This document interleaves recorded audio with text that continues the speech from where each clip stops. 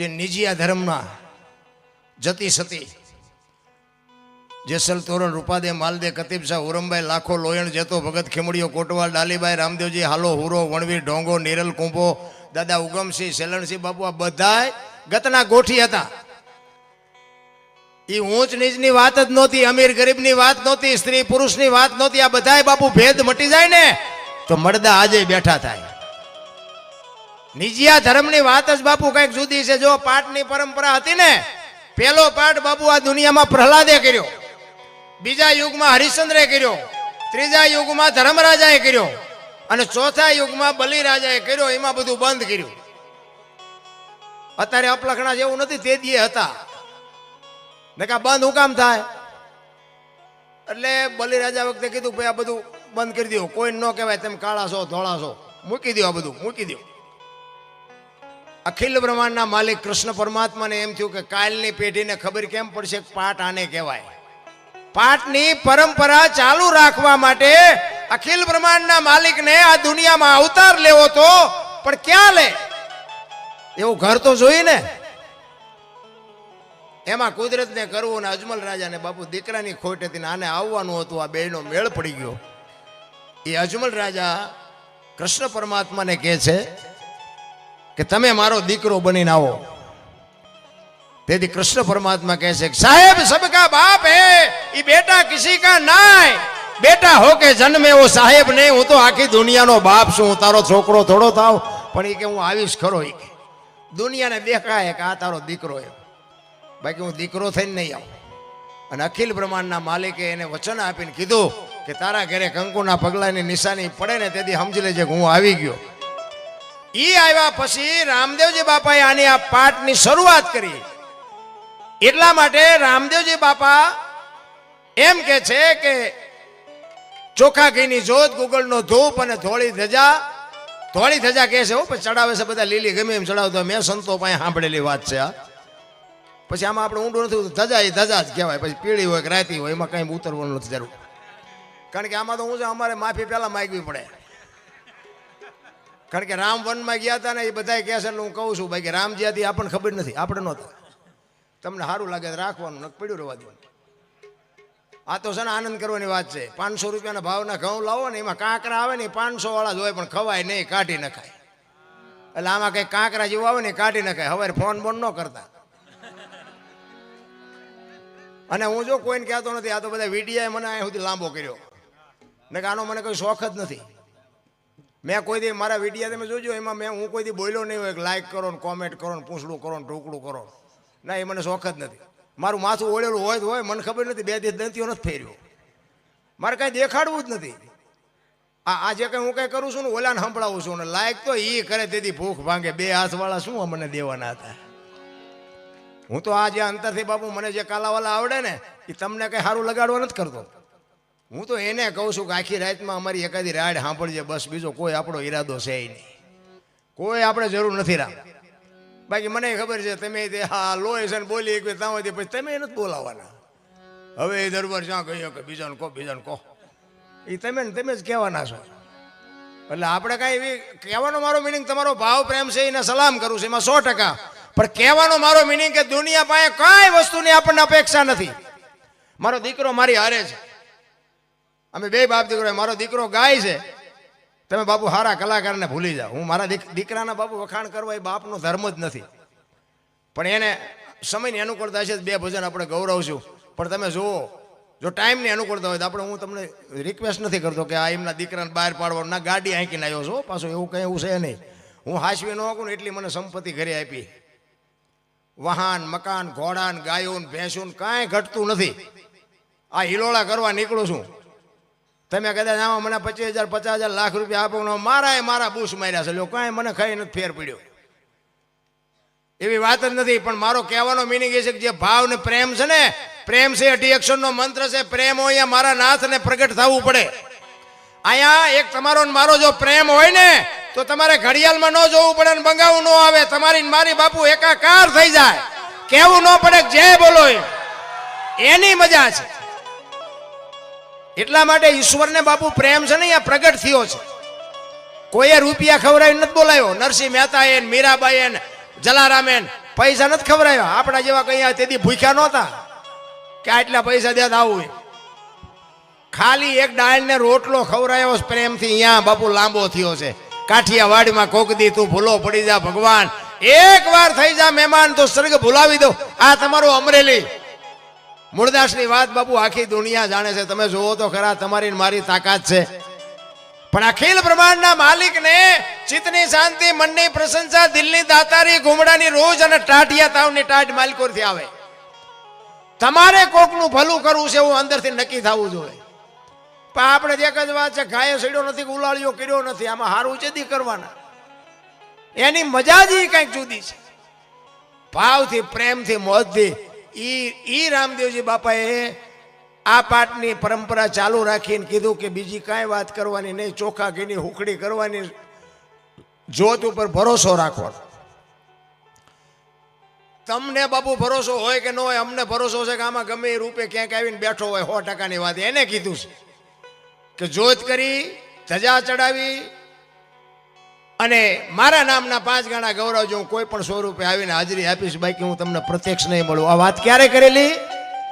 સ્વધામ જ્યારે જવાનો સમય થયો બાપુ. જો વાણી જ્યાં જ્યાં બની છે ને, જ્યાં જ્યાં ભજન બન્યા છે ને, અહીંયા વાતું પડી છે. એમ નામ ભજન બને નહીં. અને જો એમ ભજન બનતા હોય ને તો તમે બધા બુદ્ધિશાળી છો. એકાદું ભજન બનાવીને બજારમાં મૂકો, જો હાલે નો હાલે. ઓલી જાગીરે માલણ જાગ જીનપા કાન કરો એને સંભળાતું હતું ને, સંભળાય અત્યારે છે. આપણું બનાવેલું હતું. આ હજારો વર્ષથી હાલ્યું આવશે, અભાવ આવે છે. આ બાપુ પોતે સંતોએ અનુભવ કરીને ક્યાં શું પીડ્યું છે એનું પરફેક્ટ કરીને તમને મને આપ્યું છે. પણ અત્યારે ખોટું હાલે છે, સાચું નથી હાલતું. લ્યો તમે જુઓ ને, ચોખ્ખું ઘી લઈને આમ બજારમાં રાયડું પાડજો, ચોખ્ખું ઘી છે, ચોખ્ખું ઘી ખપે જ મને કહેજો. દારૂ બાવળિયામાં પીપળા ખૂટી રહેશે. દારૂ તો બાવળિયામાં જ વેચાય ને, એની કઈ જાહેરાત કરાય તો એ પીપળા ખૂટી રહેશે. 2 કિલો ઘી નથી ખપતું. એટલે આપણે ખોટું કરવું એવી મારી વાત નથી. કહેવાનો મારો મિનિંગ શું છે કે ખોટાનો સમય છે. બાકી કિંમત તો જે ઓલાની હોય ને એ જ હોય. એ ઓલા કિંમતમાં એ ન મળે. એટલે રામદેવજી બાપાને સ્વધામ જવાનું થયું ત્યારે એમના કુટુંબ પરિવારને ભેગું કર્યું. શું કામ? હરભુજીને એમને વચન આપેલું કે હું તને મળ્યા સિવાયનો જઈશ નહીં. સમય સંજોગ અનુસાર બાપુ સમય આવી ગયો અને બેયને મળાણું નહીં. માસીના દીકરા ભાઈ થાય હરભુજી, મળાણું નહીં. અને આયા રામદેવજી બાપાને એમ થયું કે મારે એને મળવું પડશે. અને આવડા અમને જો ખબર પડશે ને કે આ એમને મળવા હાટું સમાધિમાંથી બહાર નીકળ્યા તો આવડા ખોદવાના. એટલે કુટુંબ પરિવારને બાપુ ભેગું કરીને એમને મારે મળવા જવાનું છે એમ ખુલાસો ન કર્યો, પણ એમને કીધું કે મારી સમાધિ લેવાઈ ગયા પછી બ્રહ્મા વિષ્ણુ ને મહેશ આવે ને તો એ મારી સમાધિને ખોલવાની વાત ન કરતા. અને આ ત્રીજી પેઢીએ પીર પાકશે. તમે મારી વાત ઉપર ભરોસો રાખજો, મારા વચન ઉપર વિશ્વાસ રાખજો. અને બધા સહમત થયા કે કાંઈ વાંધો નહીં. સમય પ્રમાણે રામદેવજી બાપાની સમાધિ દેવાઈ ગઈ. અને આ વાત ઉડતી હરભુજીના કાને પડી. હરભુજીને કોકે કીધું કે રામદેવજી બાપા સ્વધામ વયા ગયા. એ કે ના, એ વાત બને જ નહીં. કોઈ દી મને વચન આપ્યું છે, વચનનો પાકો માણસ મને મળ્યા સિવાયનો જાય જ નહીં. એ કે પણ હું ન્યા જ હતો. એ કે વાત બધી બરોબર, પણ હું અહીંયા જાઉં અને પાકું કરું ને મને નક્કી થાય પછીની વાત. અને અહીંયાથી બાપુ ઘોડો લઈને નીકળ્યા હો હરભુજી. અને બગાડદાર હાટ કરતો બાપુ રણુજાના સીમાડે આવ્યો ને. એ રણુજાના સીમાડે રામદેવજી બાપા બેઠા છે ને એના ઘોડા ચરે છે. હરભુજી આમ જોયું તેને એમ થયું ઓહો, દુનિયા કેવી વાતો કરે છે. રામદેવજી બાપા તો હાર્યા. અહીંયા આવી અને રામદેવજી બાપા પાસે જઈ અને 2 ભાઈબંધ પહાડ ભેટે ને એમ ભેટ્યા હો. અને રામદેવજી બાપાને હરભુજી કહે છે કે મેં તો આવી વાત સાંભળી હતી. એ કે ભાઈ જગત છે ગમે એ બોલે, બે આપણે ઘણા ટાઈમથી કહુંબો નથી પીધો, કહુંબો બનાય. એ વખતે બાપુ હરભુજી આ વાણી ગાયેલી કઈ હું તમને વાણી સંભળાવું.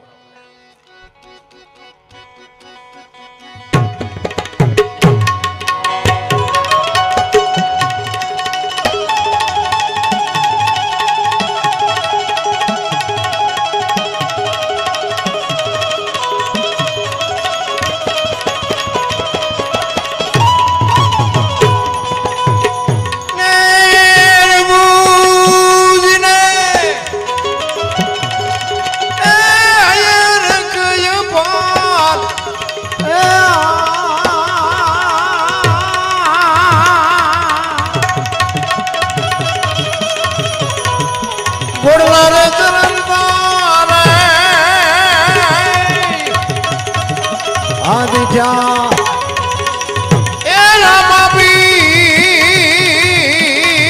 ના રે જય હો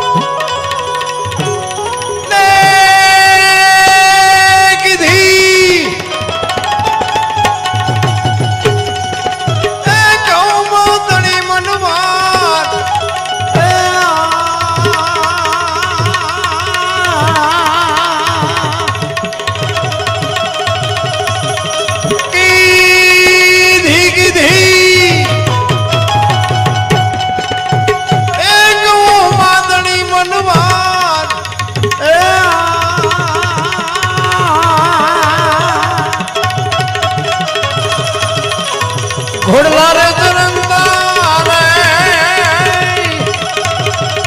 આદિ જા એ રામા પીર ના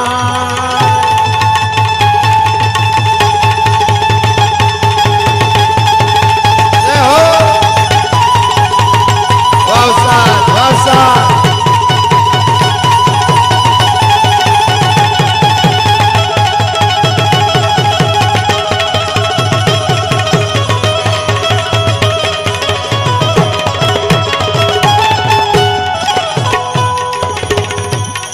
સમાધાન સુણીને રાજી એ માનવ મેળો એ મટ્યો ને જોવા દીધી એ પીરજી તણાઈ દીધાર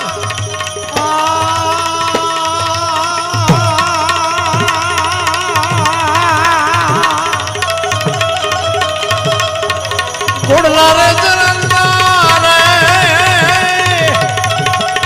આદિ જા એ રામા પીર રામા પીર રામા પીર બે ભાઈબંધ બાપુ ભેટ્યા ને પછી કહુંબો પડ્યો કહુંબો પીધો અને સમાધિમાં